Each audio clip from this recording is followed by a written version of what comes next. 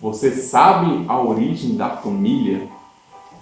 Como a igreja deve lidar acerca dos desafios atuais? Quais são os princípios básicos para a família? Meus irmãos, a paz do Senhor. Aqui quem está falando é o diácono irmão Silvano. Estamos começando com mais um vídeo semanal. E nessa semana iremos dar a lição de número 13 sobre a família e a sua natureza.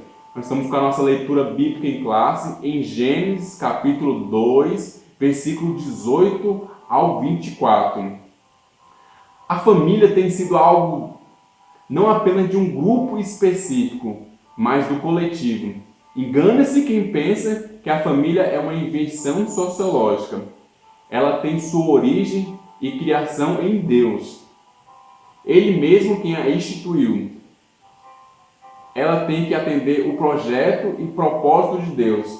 Esta lição em especial, a última do trimestre, nos trará um ensinamento cristão sobre a família. Você já notou que a família é a base para todos os momentos? Vamos atender o propósito de Jesus para a família e como eles ainda prevalecem em nosso tempo. Então não perca, a lição de hoje vai nos dar uma base acerca de como foi o surgimento da família e como nós temos que ter essa família nos nossos dias atuais. Tópico de número 1, a origem. Como é que surgiu essa família então, né? Deus nos revelará através do livro de Gênesis a importância das suas criaturas permanecerem juntas, a igualdade ontológica. Ontológico, o que significa ontológico? É estudo do ser e consiste em uma parte da filosofia que estuda a natureza do ser, a existência, a realidade. A palavra é formada dos termos gregos ontos, que é ontos? Ontos e logos, que é estudo, discurso. Quando o homem foi criado, seu nome prova essa igualdade, pois Deus o chama de Adam, que no hebraico quer dizer homem, tanto no sentido literal da palavra, quanto pela sua representação de ser humano. No ato da criação de ambos, não teve nenhum tipo de diferença na essência, origem, mas sim para a finalidade. E o propósito tem diferença sim. O termo Adam tem a ideia genérica e não específica, pois o termo Adam significa humanidade e espécie humana. A diferença está na sexualidade. Observe que no capítulo Gênesis, capítulo 1, versículo 27, como é que está escrito? Assim, Deus os criou seres humanos, a sua própria imagem, a imagem de Deus os criou, homem e mulher os criou. Essa está escrita na nova versão transformadora, né? Deus confirma a palavra Adam, ou seja, ambos têm a imagem do Altíssimo. Ou seja, tanto o homem, tanto a mulher, os dois são a imagem do Eterno, a imagem de Deus. Deus criou os seres humanos, homem e mulher.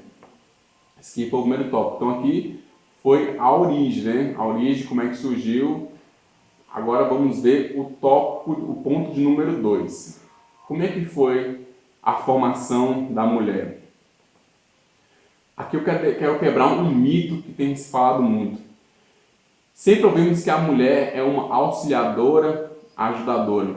Qualquer dicionário aqui que nós vemos, você pode pesquisar aí, irá nos informar que esses vocábulos, auxiliador, né, tem uma ideia de alguém que não possui conhecimento específico sobre algo, que é meramente auxiliar, ajudar, por não possuir conhecimentos técnicos na área. Assim é no nosso dicionário português, né? Mas o termo que vem lá do hebraico traz outra ideia. A palavra usada por Deus aí é Ezer, no hebraico. Inclusive, esse nome é usado para Deus também, que Deus ajudou, que Deus é minha ajuda. Então, é como se fosse isso. Então, será que Deus ele tem pouco conhecimento sobre alguma coisa? Então, esse mesmo termo que fala para ajudadora, servia para Deus também, é usado para Deus também. Está no Salmos 46, que fala que Deus é o nosso socorro bem presente na hora da angústia. Lá está escrito que fala que Deus ele vai nos ajudar, que Deus nos ajuda a romper da manhã. E esse mesmo termo que é usado no hebraico é usado também para falar da ajudadora da mulher. Então, então seria Deus? Assim, dessa pergunta, será que Deus ele tem pouco conhecimento? Então, a tradução correta seria aquele que presta técnica um conhecimento apurado. Aquele que presta ajuda com conhecimento apurado. A adjuntadora ou idônea significa cercar, rodear, envolver, proteger, defender, ajudar. E o princípio básico para a mulher existir é a primeira causa de ser criada. O homem é o primeiro formado, a cabeça, o líder, o exemplo do lar, como com a prioridade governamental. Então, o homem ele foi criado primeiro, ele está em pé de igualdade com a mulher, tem prioridade só governamental. Isso está escrito em 1 Coríntios, capítulo 11, versículo 3. Mas quero que saibais que Cristo é a cabeça de todo homem, e o homem é a cabeça da mulher, e Deus a cabeça de Cristo. Mas que ambos os sexos, homem e mulher, são mutuamente dependentes. Está escrito em 1 Coríntios, capítulo 11, versículo 11. Olha como é que está escrito lá. Se você puder, acompanhe comigo na sua casa. Ó. 1 Coríntios, capítulo 11, versículo 11. Todavia, nem o homem é sem a mulher, nem a mulher é sem o homem, mas no Senhor, ou no Senhor. Porque como a mulher provém do homem, assim também o homem provém da mulher, mas tudo de Deus. Ou seja, a mulher provém do homem, e o homem provém da mulher. Ou seja, um depende do outro, mas os dois vêm de Deus. Os dois vêm de Deus. É Deus que dá a vida tanto para o homem, tanto para a mulher. Então, a mulher e o homem dependem um do outro. A questão de o homem ser a questão assim, governamental, que nós falamos, mas para que o homem seja o governo da mulher, ele também tem que estar sendo governado por Cristo, porque é Cristo que é o cabeça dos dois, ou seja, é Cristo que vai comandar os dois, no caso.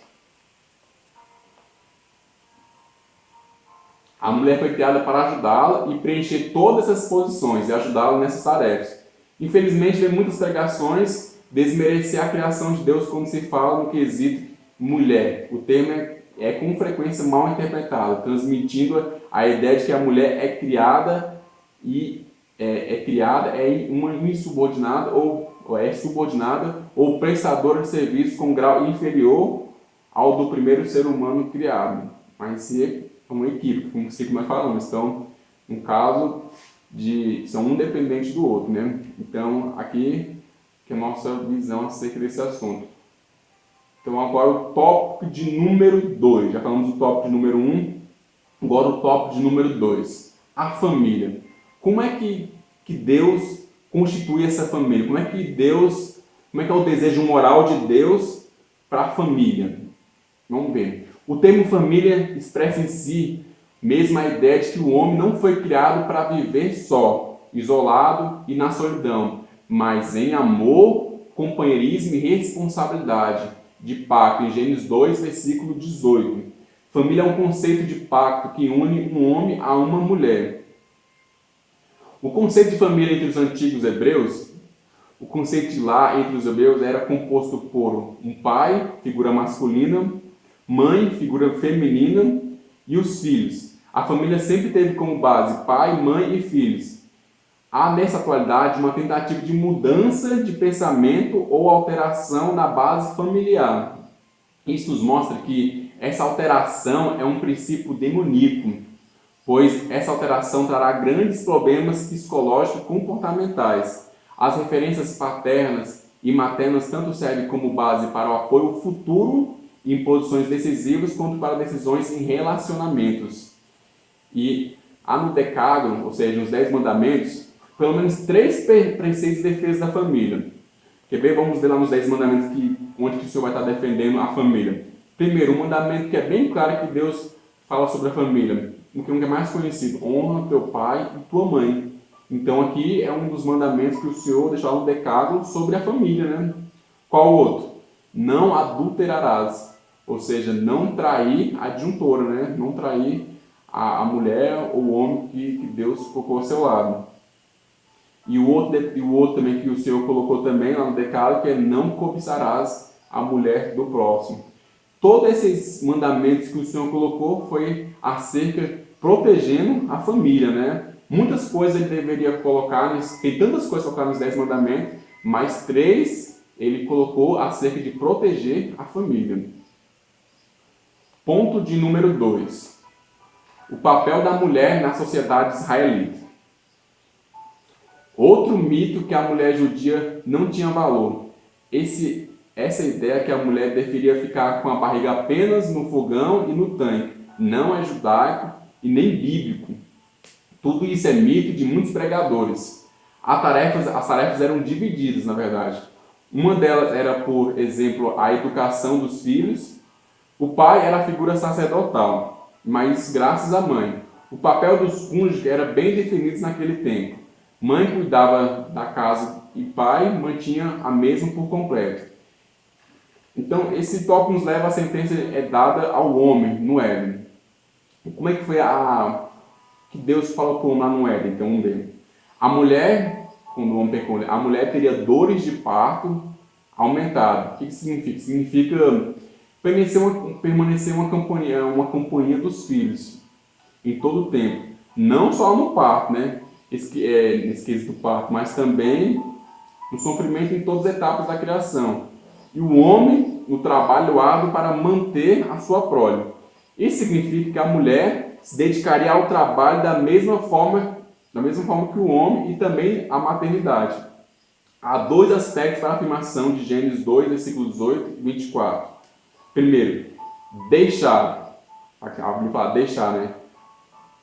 Isso indica que em uma família há 2 tipos de relacionamentos. A relação pai e filho é temporária e haverá Então, no caso, pai e filho, essa relação é temporária. Aí depois vem sair, né? Sair. O relacionamento entre marido e mulher é permanente. Assim, quando o filho deixa o pai ou a mãe, ali é temporário. Mas quando eles se unem novamente, ali é permanente. O que Deus ajuntou, o homem não separa. Está escrito em Mateus 19, versículo 6. Os problemas ocorrem na vida familiar quando esses 2 papéis são invertidos. E a relação pai e filho é tratada como um relacionamento primário. Quando um filho adulto se casou e essa relação pai e filho permanece primária, a união recém-formada é ameaçada. Então, por isso que é bem claro, se casou, nós temos que seguir o conselho da Bíblia, que é deixar pai e mãe. E para mim, isso é uma ameaça, a pessoa casar e ainda continuar morando com os pais e ter uma vida ainda com os pais, mesmo casado. Aí isso pode ser uma ameaça ao casamento que está acontecendo atual, né? Então esse foi o ponto número 2, o papel da mulher na sociedade, deixando bem claro que quando o homem pecou, Deus estabeleceu para os 2, né? Que a mulher teria dor de parto. Então ali é uma questão de os 2 agora ia ter que trabalho. O que aconteceu ali foi só cada um foi responsável por uma coisa, mas os 2 tinham que trabalhar de certa forma. Isso que eu entendo que a Bíblia está querendo falar naquele quesito, né? Ponto de número 3. Tópico de número 3, melhor. Princípios básicos. Primeiro princípio, casamento. Num tempo que nós estamos vivendo hoje parece que é brincadeira, né? Mas precisamos falar sobre o casamento. Isso nos mostra como, ao longo dos tempos, se tem construído uma ideologia demoníaca contra a família. Isso é simples. Homem, mulher e ponto. Isso é o casamento. Homem e mulher. Fora disso, já não é um padrão bíblico que está relacionado na Bíblia. Assim, o homem deve perseguir firmemente a sua esposa e depois de se casarem. E deve estar preso a ela como um cola. Assim deve ser o casamento, preso com cola. Essa união indica tal proximidade que não deve haver nenhuma outra relação mais próxima entre os 2 cônjuges. Nem mesmo com qualquer velho amigo, ou pai ou mãe. Essa nova união que teve, que deixou pai e mãe, deve ser a relação mais íntima que os 2 devem ter. Não existe agora mais velhos amigos, nem pai nem mãe deve ter uma união, uma relação tão íntima quanto a do casamento. Isso é um dos princípios básicos, né, sobre a família. Agora, a monogamia, esse é outro ponto também. Casamento é a monogamia. A monogamia é o padrão. Deus nunca aprovou a bigamia, mas só tolerou no momento da construção da história. Hoje, em várias sociedades, essa prática não é mais aceita. O casamento não é invenção humana, que pode ser definida e destruída conforme os caprichos egoístas dos homens. O casamento foi criado por Deus. Ele é testemunha dos nossos votos e está preparado para julgar nossa desobediência, desrespeito pelos compromissos do casamento. Destrói a nossa comunhão com o nosso Criador. É imprescindível que aprendemos a ver o casamento como Deus a vê. O casamento monogâmico sempre existiu em Deus. Mas por que o homem praticava poligamia? O homem praticava a prática poligamia para sustentar-se como aquele que pode, aquele que é. Ou seja, ali a Bíblia conta dois reis, né, que foi Davi e Salomão, que teve a prática de poligamia. De certa forma, sim, uma exceção que Deus tolerou, que Deus quis também mostrar algo para nós. Que está escrito que Deus queria que nós aprendêssemos algo com aquilo ali. Mas, em via de regra, desde o começo, desde que Deus fez só uma mulher para Adão. Então, e até mesmo depois é confirmado no Novo Testamento, onde que Paulo fala que os obreiros da casa de Deus devem ter uma só mulher, uma só esposa. Então, foi confirmado, tanto no Novo Testamento, que o homem deve ter só uma mulher e a mulher também só um homem, né? Então, assim é o padrão bíblico para o casamento. Heterossexualidade. O casamento não tem como finalidade básica e exclusiva a procriação. A criação foi a coroa e o ápice de tudo que Deus havia criado. O fato dele abençoar a criação já mostra a diferença existente entre as demais criaturas. A ordem dada, a mesma, é o crescimento e o domínio sobre os demais. O complemento do demais é a mulher e o complemento da mulher é o homem.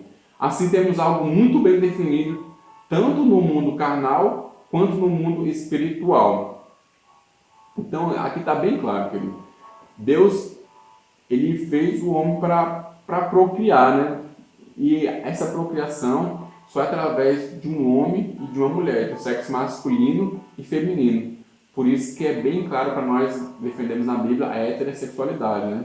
Deus, eu não vejo que Deus também fez esse caso, o homem e a mulher só para procriar, mas que essa relação tem que ser entre homem e mulher. Pois assim também, senão Deus tinha feito Adão e João, mas Deus fez Adão e Eva. E também isso é confirmado no Novo Testamento em várias etapas também. E o outro é a indissolubilidade. Ou seja, o casamento, esse é o ponto número 4. Já falamos sobre agora o ponto número 4. O casamento é mais que um contrato jurídico. É uma união espiritual indissolúvel. Em termos genéricos, pode-se afirmar que o casamento só termina pela morte. São 3 pontos que o casamento pode terminar, que o nosso autor deixou aqui. Uma, pela morte de um dos cônjuges, está escrito em Romanos 7, versículo 4. Pela infidelidade conjugal, Mateus 5, versículo 31, no caso de adultério, né? Ou pela deserção por parte do cônjuge descrente. 1 Coríntios, versículo 7, 14, está escrito lá também, confere. Pelo que eu entendi, né, que Paulo estava querendo tirar o que Jesus Cristo falou, que não é para se divorciar. Mas está falando a questão de se a pessoa já, caso ela se converteu ao Senhor, e o marido, ou no caso a esposa, não se converter ao Senhor, e ele quiser desistir desse casamento. Aí também é um dos casos também que está escrito em Romanos, em 1 Coríntios 7, 14 também, né? Tópico de número 4.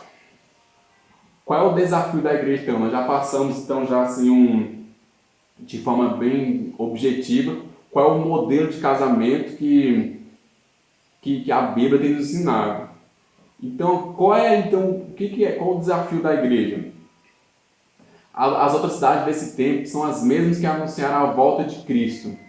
A tentativa da desestabilização da família comprova tudo isso em Lucas 17, versículo 28 e 30. A igreja precisa pregar, ensinar, viver mais o conceito de família. Esse avanço do pecado não pode ser visto apenas como cumprimento das Escrituras. É dever nosso lutar contra tudo isso, né? Se as Escrituras vai se cumprir, mas nós, como igreja, nós não devemos nos conformar, mas nós devemos continuar pregando, não só pregando, mas vivendo também de acordo com o que a Bíblia tem nos ensinado, né? Ponto de número 2. A inversão de valores. Essa inversão não é nova, mas se pararmos de entreter, animar e motivar o povo, porém educar nas Escrituras, teremos uma igreja mais sólida e uma sociedade também. Paulo alerta para todos os romanos a não se conformar com esse presente tempo. Isso vale para a noiva, para a eleita. Ele quer esperar o noivo, não pode se enquadrar nos moldes desse tempo. Romanos 12, versículo 2. Deus aprovou as relações sexuais somente dentro do casamento. Isso que tem Hebreus, capítulo 13, versículo 4. Todas as outras relações sexuais são sempre e absolutamente erradas. Relações sexuais entre pessoas do mesmo sexo são absolutamente proibidas por Deus, em Romanos 1, versículo 24 e 27. E 1 Coríntios 6, versículo 9 ao 11. Deus não criou Adão e João, ele fez uma mulher, Eva, como uma parceira apropriada para Adão. As relações sexuais antes do casamento, mesmo entre pessoas que pretendem se casar, são condenadas por Deus. Em 1 Coríntios, capítulo 7, versículo 2 e 8 ao 9. E Gálatas 5, versículo 19. É muito difícil corrigir anos ou mesmo gerações de erros, mas está claro que o único modo pela qual podemos esperar ter boas famílias construídas nos princípios divinos é voltar ao plano que Deus tem revelado. Temos que estudar a Bíblia, aprender estes princípios, aplicá-los em nossas vidas, e ensiná-los aos nossos filhos e aos outros. Lembre-se que os benefícios serão eternos, querido. Tudo isso que você está fazendo ao Senhor, em seguir seus mandamentos, isso vai ser um benefício para a sua vida. Que o ser humano, por si, ele vivendo sem Deus, ele não vai conseguir viver sem Deus com uma felicidade plena, ele não vai conseguir viver sem Deus, porque o ser humano não sabe viver sem Deus, querido. Nós já estamos concluindo essa lição, que o Senhor possa estar te abençoando. E antes de concluir, só quero dizer que deixe seu like no nosso canal, se inscreva no nosso canal, que Deus te abençoe. E só quero concluir dizendo que devemos nos manter firmes no mundo. Nos vamos nos manter firmes na palavra. Não vamos nos conformar com esse mundo. Deus te abençoe, querido. Até a próxima lição.